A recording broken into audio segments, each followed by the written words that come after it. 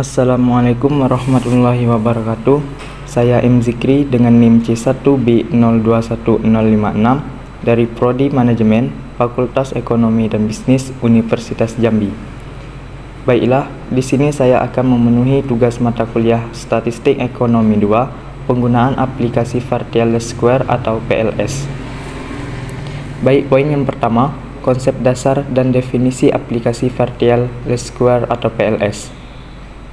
Partial Least Square atau PLS adalah teknik statistika multivariat yang melakukan perbandingan antara variabel dependen berganda dan variabel independen berganda.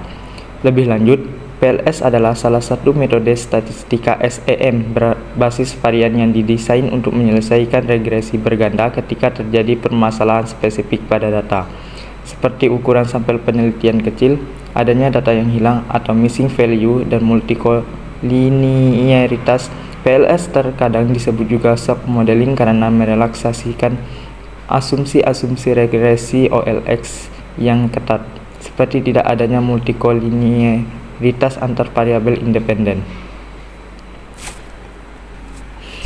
Aplikasi olah data Smart PLS adalah software komputer yang digunakan untuk menganalisa data melalui pendekatan varian basis SEM atau biasa disebut dengan Partial Least Square atau lebih dikenali dengan PLS. Maka dari itu, untuk menggunakan perhitungan melalui pendekatan tersebut, banyak yang menggunakan aplikasi Smart PLS. Proses mengolah data dengan menggunakan aplikasi ini yaitu menggunakan metode bootstrapping atau bisa juga dikenali dengan pengganaan secara acak. Itulah sebabnya uji normalitas dapat dengan mudah untuk dihitung. Dengan demikian, tidak memerlukan syarat minimum sampel. Bahkan untuk sampel kecil pun bisa menggunakan berkat ini. Kerangka dasar dalam PLS yaitu berbentuk regresi linear. Oleh sebab itu, semua hal yang terdapat pada regresi linear ada pula terdapat pada PLS. Hanya saja dibedakan dengan simbol, lambang, dan istilah yang berbeda. Dalam teknik PLS bisa menangani banyak variabel respon dan variabel eksplanatori. Aplikasi olah data yang menggunakan teknik ini pertama kali dikembangkan pada tahun 1960 oleh Herman O. Award. Walaupun terdapat multikoliniaritas pada variabel tersebut, namun variabel tersebut masih dapat ditangani. Dengan demikian, pada kasus overfitting tersebut bisa saja terjadi karena banyak faktor manifest. Kapan sebaiknya menggunakan aplikasi Smart PLS? Di antara banyaknya aplikasi untuk mengolah data statistik seperti SPSS, SATA, dan lainnya, ada kalanya merasa kebingungan untuk menentukan aplikasi yang tepat pada data yang ditelitinya, terutama untuk memilih kapan sebaiknya menggunakan aplikasi untuk mengolah data dari Smart PLS. Berikut ini beberapa kondisi yang mengharuskan untuk menggunakan aplikasi Smart PLS. Pertama, data tidak terdistribusi dengan normal. Apabila dalam kondisi data tidak terdistribusi secara normal, sebaiknya untuk menggunakan aplikasi Smart PLS ini. Beberapa kasus jika data tidak berdistribusi normal, yaitu untuk data pada sampel dengan jumlah yang terlalu kecil. Kedua, banyak jalur yang harus dianalisa. Kondisi lainnya, apabila harus mengolah data yang mengharuskan banyak jalur variabel yang dapat dianalisa, sebaiknya untuk menggunakan aplikasi Smart PLS tersebut. Ketiga, terdapat variabel terikat lebih dari satu. Kondisi lainnya, terdapat variabel terikat yang lebih dari satu, maka sebaiknya untuk menggunakan aplikasi Smart PLS tersebut, variabel terikat tersebut menggunakan variabel independen yang menjadi penentu variabel regresi linear. Keempat, peneliti menginginkan melakukan analisa langsung berdasarkan indikator.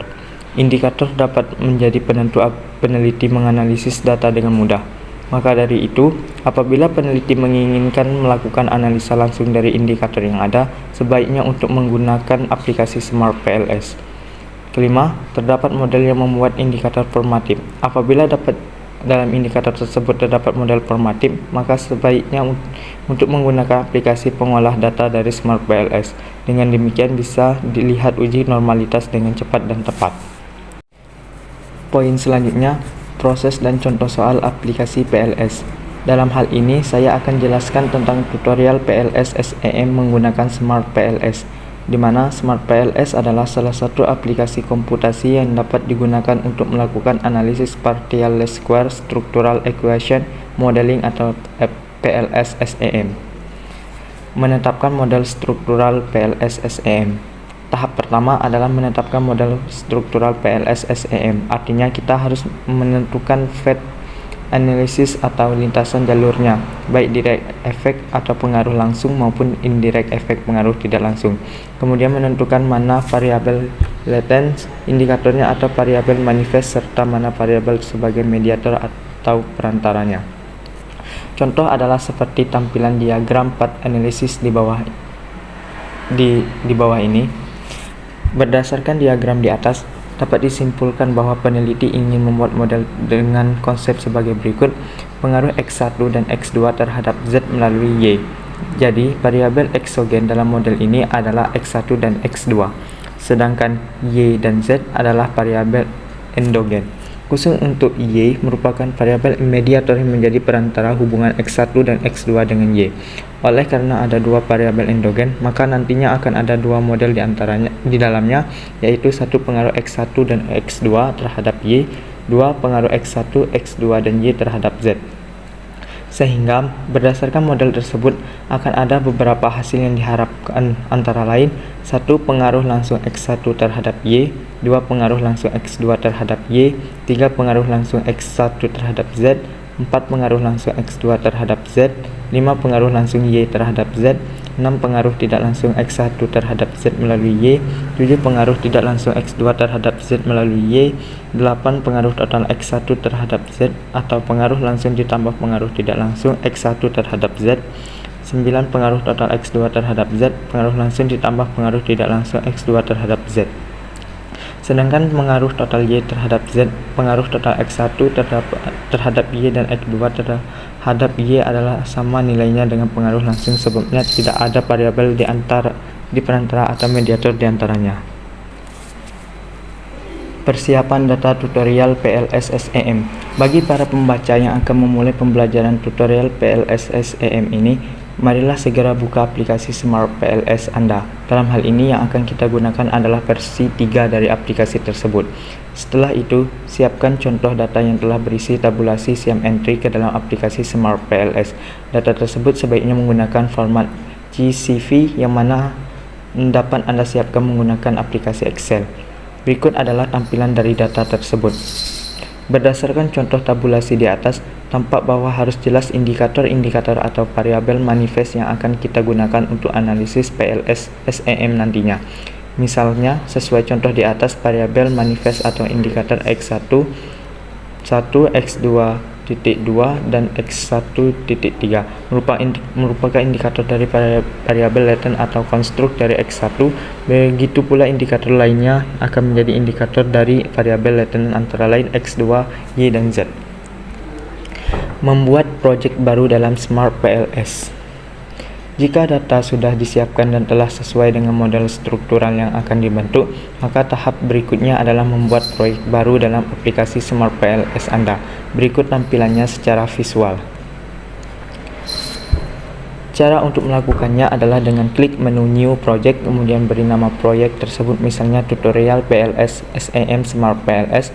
Setelah itu akan tersedia dua bagian penting, yaitu membuat model atau fetch model baru dan import data. Sebaiknya yang dilakukan pertama kali adalah import data. Import data CSV untuk Smart PLS. Jika Anda sudah membuat proyek baru dalam aplikasi Smart PLS, Anda serta sudah mempersiapkan datanya, maka langkah berikutnya yang harus dilakukan adalah import data dari data CSV ke dalam aplikasi Smart PLS. Berikut tampilan secara visualnya. Caranya, klik dua kali pada tombol double click to import data, maka akan muncul jendela baru atau window yang mengarahkan kita untuk import data ke dalam folder file kita di komputer di mana tempat data CSV disimpan. Kemudian klik dan OK. Otomatis jika susunan tabulasi benar, maka akan tampil jendela baru di aplikasi Smart PLS yang berisi informasi secara deskriptif data indikator, antara lain misalnya data mean, standar deviasi, dan lain-lain. Poin selanjutnya, membuat fat model baru PLS SEM. Setelah impor data, maka sudah waktunya bagi Anda untuk membuat model struktural atau FAT model baru untuk analisis PLS-SEM yang Anda rencanakan di dalam tutorial PLS-SEM menggunakan Smart PLS ini. Caranya adalah buat FAT model baru dengan cara klik kanan pada proyek Anda, yaitu Create New FAT, kemudian beri nama misalnya tahap 1. Drag Anda drop indikator. Jika sudah, maka lakukan drag and drop indikator per variabel latent sampai terbentuk sebuah model sesuai FAT model yang Anda harapkan. Misalkan select X1.1, X1.2, dan X1.3. Secara bersamaan tarik ke dalam jendela FAT model kemudian lepaskan. Maka warna variabel latent menjadi merah dalam bentuk bulat, sedangkan indikator berwarna kuning dalam bentuk kotak. Jika warna merah variabel latent tersebut, maka model belum sempurna. Lanjutkan cara tersebut pada semua variabel latent lainnya.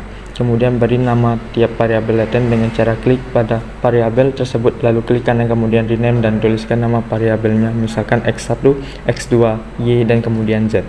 Selain itu, Anda bisa gunakan shortcut F2 pada saat klik variabel latent tersebut. Membuat arah jalur atau FAT model. Kemudian klik tanda panah atau konektor, kemudian tempatkan pada variabel eksogen, kemudian tahan klik, lalu arahkan ke variabel endogennya, lalu lepaskan. Misalnya dari X1 ke Y, X2 ke Y, X1 ke Z, X2 ke Z, dan Y ke Z. Jika langkah tersebut Anda lakukan dengan benar, maka semua warna merah pada variabel latent akan berubah menjadi biru. Itu artinya Anda sudah siap melakukan analisis berbagai jenis analisis yang tersedia dalam Smart PLS, antara lain Partial Least Square, Consistent Partial Least Square, Bootstrapping, Consistent Bootstrapping, PLS, MGA, dan lain-lain. Menentukan model reflektif ataupun formatif. Serta jangan lupa bahwa Anda bisa tentukan model hubungan antara indikator dengan variabel latentnya, apakah bersifat reflektif ataupun formatif. Pada model default atau bawaan dalam aplikasi Smart PLS akan selalu membuat model reflektif dengan ciri panah dari arah variabel latent menuju indikatornya.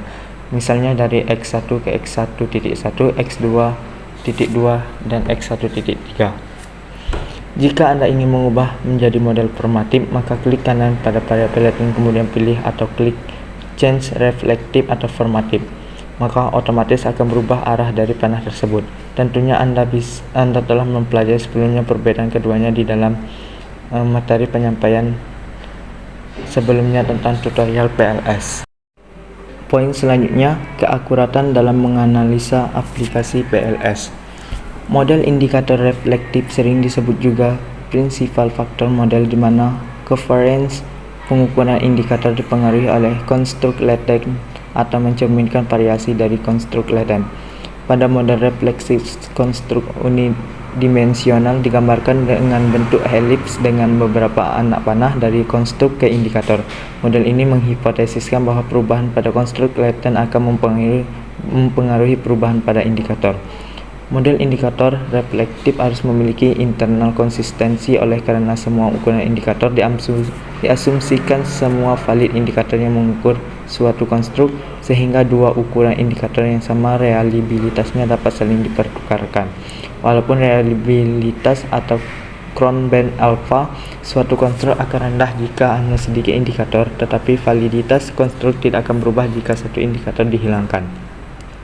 Model formatif tidak mengasumsikan bahwa indikator dipengaruhi oleh konstruk, tetapi mengasumsikan semua indikator mempengaruhi single konstruk. Arah hubungan kausalitas mengalir dari indikator ke konstruk latent dan indikator sebagai grup secara bersama-sama menentukan konsep atau makna empiris dari konstruk latent. Oleh karena diasumsikan bahwa indikator mempengaruhi konstruk latent, maka ada kemungkinan antar indikator saling berkorelasi. Tetapi model formatif tidak mengasumsikan perlunya korelasi antar indikator atau secara konsisten bahwa model formatif berasumsi tidak adanya hubungan korelasi antar indikator karena ukuran internal konsistensi reliabilitas atau Cron band alpha tidak diperlukan untuk menguji reliabilitas konstruk formatif. Kausalitas hubungan antar indikator tidak menjadi rendah nilai validitasnya hanya karena memiliki internal konsistensi yang rendah atau Cronbach alpha. Untuk menilai validitas konstruk perlu dilihat variabel lain yang mempengaruhi konstruk laten. Jadi, untuk menguji validitas dari konstruk laten, peneliti harus menekankan pada nomological dan atau Schriterian relate validity. Implikasi lain dari model formatif adalah dengan menghilangkan satu indikator dapat menghilangkan bagian yang unik dari konstruk laten dan merubah makna dari konstruk. Demikian presentasi dari saya akhiri dengan wassalamualaikum warahmatullahi wabarakatuh.